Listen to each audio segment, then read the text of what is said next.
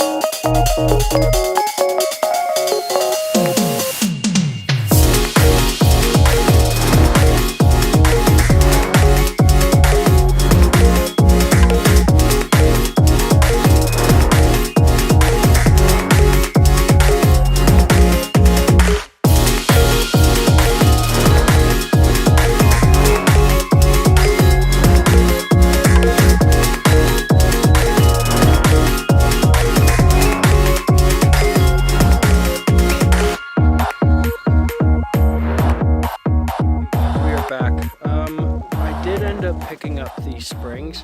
I didn't film it, and they are not on the truck because of the guy didn't want me to, and we have an issue with mounting them due to my track bar bracket location on the axle. So here they are. Yeah, they look a little used. Nothing a quick wire wheel and some paint won't fix. They are Firestone rites. See if I can get it to focus. Yeah, Firestone rites. All you do is there's a U-bolt. I will get them right now.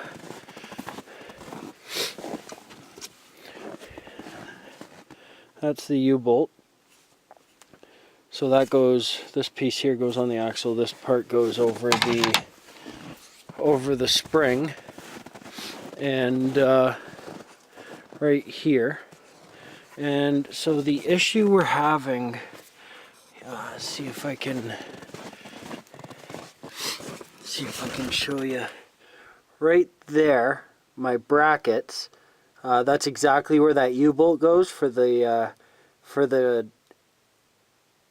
airbags, and the bump stop on the block for my lift has to be cut off. So we're going to be doing that a different day. I'll get these cleaned up probably tomorrow and get them painted and all cleaned up, ready to be installed into the truck. But they hold air. I'm pretty happy. Yes, they are used, but it was about a quarter of the cost of new ones. Besides the airbags, we have a issue. I think I talked about it earlier. We have an issue with the crossover steering.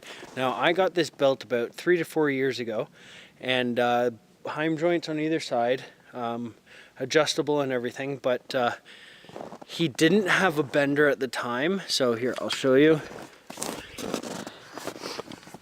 It's really, really dirty. So no bender, so I had to cut those out. I know that's pretty hacked up, but that'll be cleaned up. And then I noticed this the other day. It's hitting the front of the pancake on the diff. So I believe I'm going to go with Thorin, if I'm saying that right.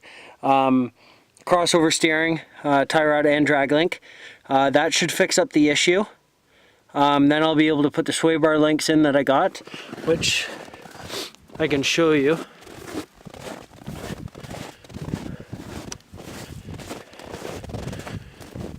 So I never had these on my truck. The factory ones were welded right onto the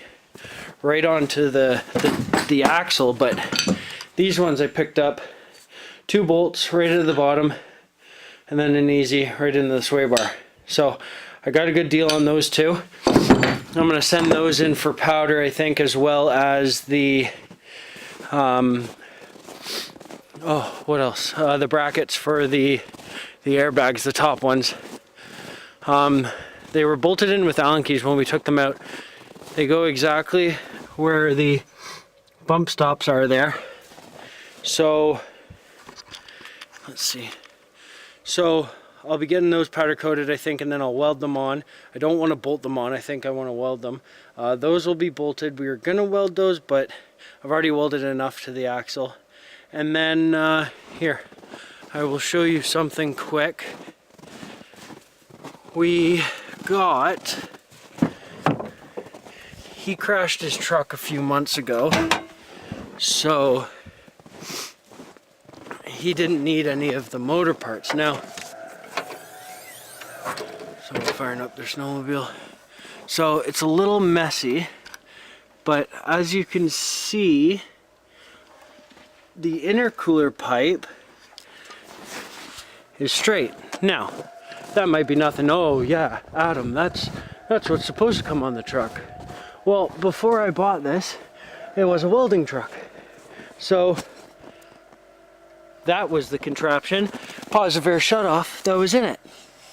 Well, I don't want it. So if you know anyone that wants that and you're watching this video, they are for sale. Or it is for sale, sorry. And we got that in. Now, I didn't notice too much of an EGT drop or a boost response, but it's definitely got to be there. You can't expect something to be so restricted through that positive air shutoff and then go to a straight pipe and it not change anything. So I didn't notice anything driving back, but I'm hoping it did change it. Okay guys, that's it for today's video. Thank you for tuning in. Remember, subscribe, like, comment. It helps out greatly. Stay tuned for the next video. We should be heading over to my buddy's place where we will be installing the airbags, and you guys can see that whole process. So thanks again. I'll catch you in the next one.